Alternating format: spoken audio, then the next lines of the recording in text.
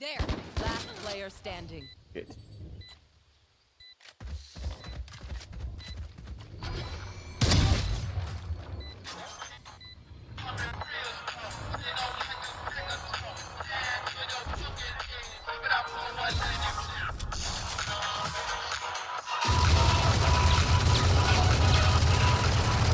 Switching sides.